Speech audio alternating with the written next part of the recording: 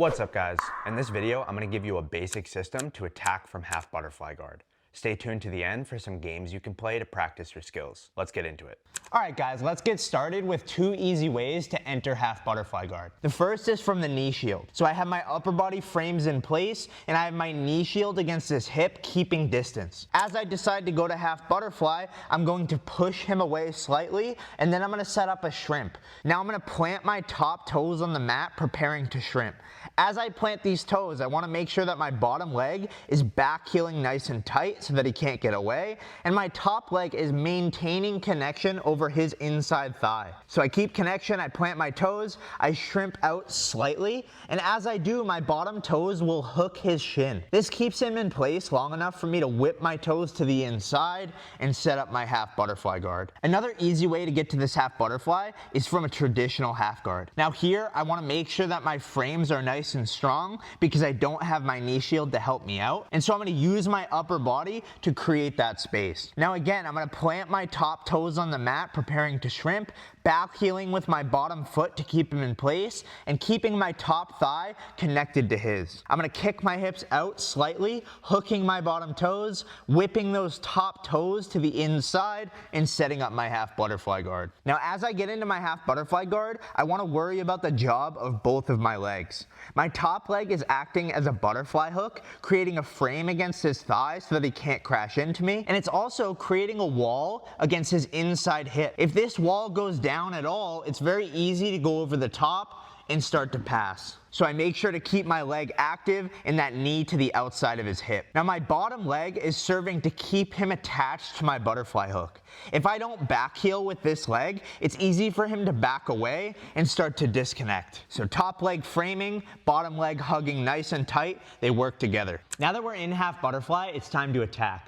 Now my primary threat against this arm is the choi bar. I can hit the choi bar with either an underhook or a Kimura grip. Let's begin with the underhook. If there's ever space between his hip and his elbow, I can hit a shallow underhook. So I'm gonna take my bottom hand and I'm gonna go just under the tricep with an underhand grip. Now as I go here, I wanna replace my top arm frame with my shin. So I'm going to begin to flare his chin out to make space as I pull my knee up and across his neck. As I do this, I transition my top hand towards the head to pull him into this frame. Now once I get this frame established, I'm going to switch my top hand to the wrist. As I go to the wrist, I want to create a flare in his elbow. So I'm pulling the wrist in tight towards my elbow and flaring my underhook away from his hip. If I leave this elbow as is, he's using his back muscles to rip it away and it's hard for me to win. But if I flare this elbow, he's using his rotator cuff, which makes it much more winnable. Once I get here, I begin to draw my top knee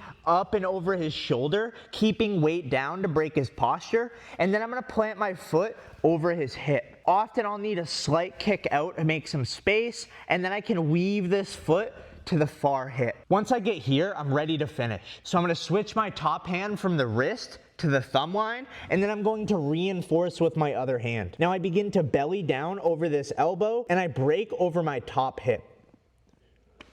Now if my opponent's elbow is too far from me or tight to his hip, I'm not going to be able to reach my underhook. So instead, I'm going to look for a grip over the wrist, and I'm going to set up a Kimura grip. So now I need to clear a path to reach up and over his shoulder, so I'm just going to keep my butterfly half tight, and I'm going to frame him away with my top arm. As I do, I'm going to sit up towards that shoulder, reach over the top, and grab my Kimura grip. Now if I fall down right here, I'm not going to have the space to begin my choi bar, and so instead, I'm going to shrimp my hips away, and then draw my knee up towards his neck as I fall. Now I bring it over the shoulder, hanging weight down just like before, and planting my foot on the near hip. Now I might need a little bit of an extra kick to get his wrist free, so I stomp away to clear that hand, and then I lace my foot, switch my grip, and look for the finish.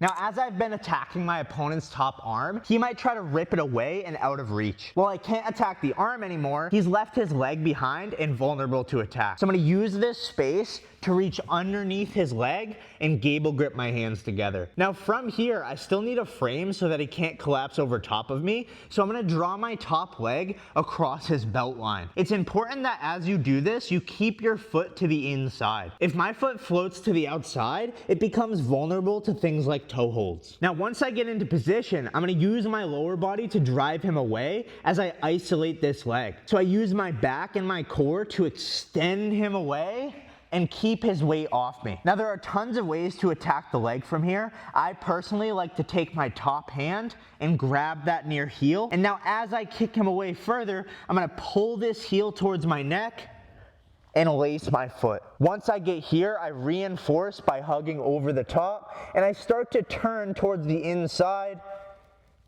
to finish. If you enjoy the content and you want to build better BJJ faster, click here for 30 days and 30 ways to train smarter. All right guys, now that we've covered the far side attacks, let's work on some near side attacks. Typically as our opponent gets stuck in half butterfly, they're going to post this hand on the hip. They're doing this to help flatten us out and kill our butterfly hook. So if he posts this hand, it's now available for me to attack, and I'm gonna do so with an arm drag. There's two major ways I can do this. One with a 2-on-1 grip, and one with a traditional arm drag grip. Let's begin with the 2-on-1. So if I wanna pass to a 2-on-1, I'm gonna grab with my near side hand over the wrist, I'm going to hip in to flatten the shelf of my hip, and then I'm gonna begin to pull this across my center line. As I pull this across my center line, I'm gonna feed my opposite hand to a grip over the elbow. So I'm grabbing his wrist bone with one hand and just above his elbow bone with the other. Once I have this 2-on-1 grip, I'm ready to arm drag. So I'm gonna look to get up as I whip his arm across, but first I need to get my butterfly hook out of the way. So I'm gonna shrimp my hips out slightly and whip my leg out of the pocket. Now I keep this leg high because I'm about to use it to gain some momentum. So once I whip it up, I'm gonna throw it down and I'm gonna steal that momentum to sit up. So I whip my leg down and I sit up. Now as I make that sit up motion, I'm gonna whip his arm across my body to a planted position on the mat. So I whip and I plant. As I get up, I keep weight over his wrist as I pop up to my knees and reach around the corner to take his back. Now, if my opponent's elbow is flared out slightly, it's gonna be difficult to get a standard 2-on-1. So instead, I'm gonna look for a traditional arm drag grip. So I grab his wrist with my top hand instead. Again, I extend out, flattening that surface and pulling his wrist across. Now, as I do this, I feed it to my bottom hand deep into the armpit. As I get this arm drag grip, again, I'm gonna whip my top leg out of the pocket, getting it out of the way, and then I'm gonna use the momentum to sit up. Now, as I sit up with this one, I whip it across, and I make sure that I get up all the way. I don't have anything to plant on, so I need to be quick. So I pop up, I reach underneath his far armpit, and I collect the back. Now, if my opponent is less disciplined with this top arm, sometimes I can look for an underhook. So I'm going to pop up to my bottom elbow, pulling it back behind my shoulder line and getting up, and I'm gonna look to close distance towards his chest. As I do, I swim my elbow to the inside, weaving it into an underhook. Once I get here, the first thing I'm looking to do is attack this arm. So I'm going to clasp my hands together, falling down to the shoulder, and I'm gonna begin pressing him away from me. This creates space and isolates that arm. From here, I'm looking to get his wrist trapped in the crook of my neck. So I'm pinching my shoulder and my neck together to keep that stuck. Now, as I get here, my top arm is controlling his posture, and I'm looking to transfer that control to my top knee. So I slide my top knee across his shoulder, clamping down nice and tight so that he can't posture up. Once I get here, I can draw my hands back towards his elbow and look for the break. Now, there are two basic ways to break this arm. The first is using my wrist bone. So I'm gonna draw my wrist bone just under his elbow, and then I'm gonna cut it across that tendon, looking to rotate his elbow as I do. So I cut it across and rotate. Now I clasp my hands together and I look to bow to break this arm.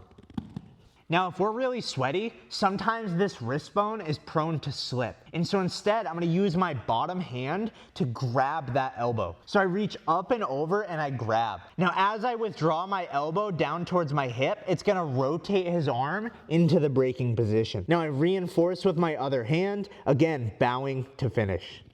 Now, a super common response as you get to this shoulder pin and start threatening the armbar is for your opponent to drive towards you. As he drives towards me, he flattens me out and he makes it very difficult to attack.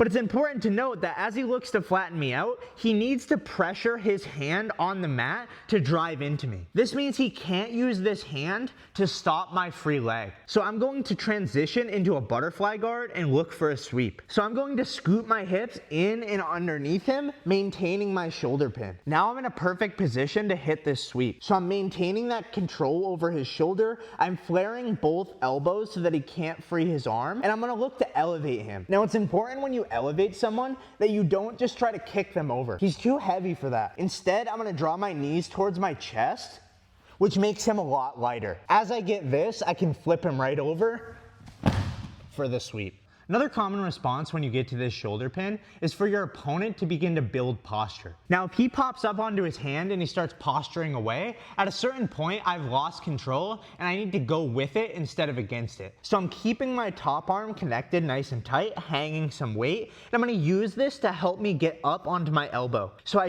rock up to my elbow as he pops up and then up to my hand. Once I get here, I'm looking to build height and cover to front headlock. Now the common mistake people make is that they just try to take this bottom leg out and rock up over it. This is really difficult against resistance.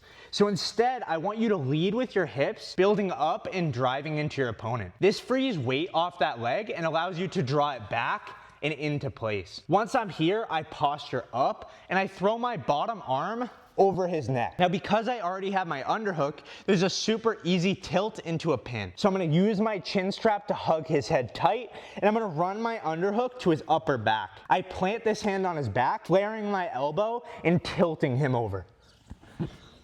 Now, another thing your opponent might do as you get into half butterfly is reach for a deep underhook. If he's able to reach a deep underhook, he can start flattening me out and then looking to pass. So as he reaches this deep underhook, I wanna make sure to keep on my side. So I'm going to take my own overhook, hanging heavy down over his shoulder and driving my top leg into his hips. This is gonna keep me from getting flattened out. As I get into this overhook position, because of the force I'm able to put down, my opponent is likely to pop to their hand.